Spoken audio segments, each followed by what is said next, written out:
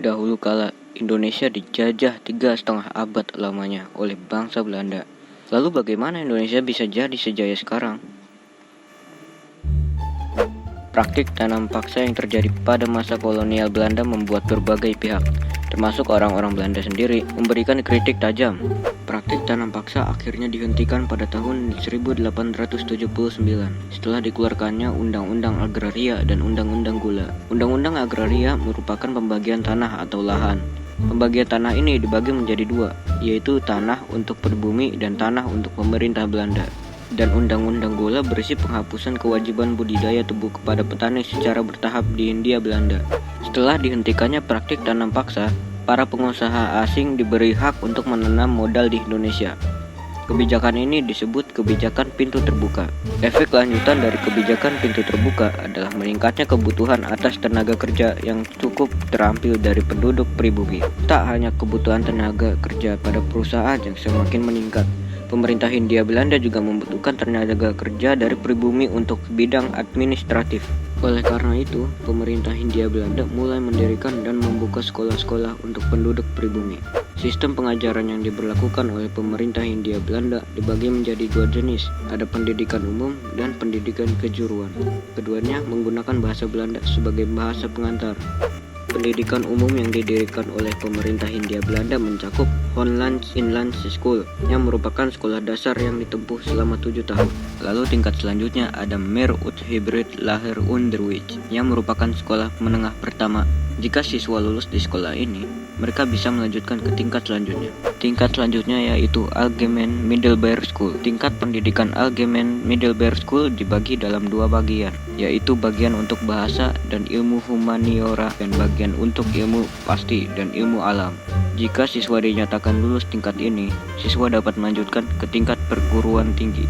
Selain pendidikan umum, terdapat pendidikan kejuruan. Pendidikan kejuruan didirikan oleh pemerintah Hindia Belanda antara lain sebagai berikut. Pertama, ada Hollandse Indische Quick School.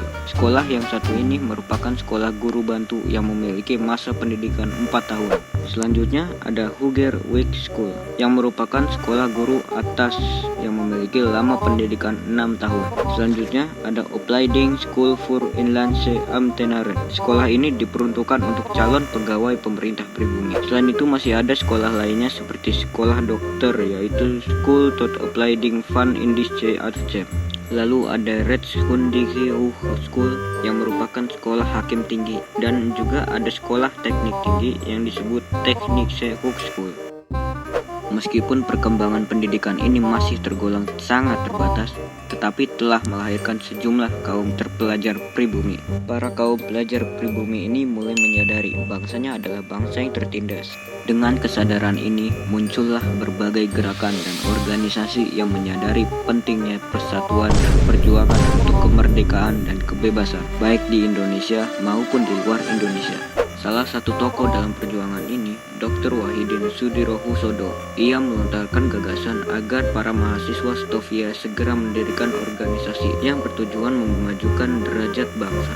Para mahasiswa akhirnya mendirikan organisasi Budi Utomo pada tanggal 20 Mei 1908 di Jalan Abdur Rahman Saleh 26 Jakarta. Tanggal berdirinya Budi Utomo kemudian diperingati sebagai Hari Kebangkitan Nasional. Tujuan dari organisasi ini adalah memajukan pengajaran dan kebudayaan dalam berbagai bidang. Setelah Budi Utomo didirikan, salah satu tokoh bernama Tirto Adisuryo, ia mendirikan organisasi Syarikat Dagang Islam pada tahun 1909 di Batavia. Awalnya Tirto Adisuryo sangat prihatin terhadap pedagang pribumi yang kurang mampu bersaing dengan pedagang Tionghoa dan India, sehingga dibuatnya organisasi yang bertujuan untuk memperkuat dan menghimpun kemampuan para pedagang Islam agar dapat bersaing dengan pedagang Tionghoa dan India.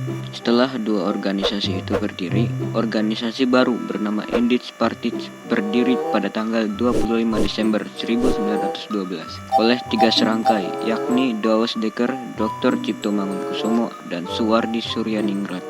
Tujuan organisasi ini adalah meningkatkan jiwa nasionalisme untuk memajukan tanah air dan mempersiapkan kehidupan rakyat yang bebas merdeka. Setelah organisasi-organisasi ini didirikan, bangkitlah rasa dan semangat persatuan, kesatuan dan nasionalisme, serta kesadaran untuk memperjuangkan kemerdekaan Indonesia dan menjadi kebangkitan nasional dalam perjuangan kemerdekaan. Kebangkitan nasional menjadi inspirasi bagi perjalanan bangsa dalam mewujudkan cita-cita berbangsa dan bernegara. Maka dari itu, kita sebagai pelajar harus bangga karena kebangkitan nasional dimulai oleh para pelajar.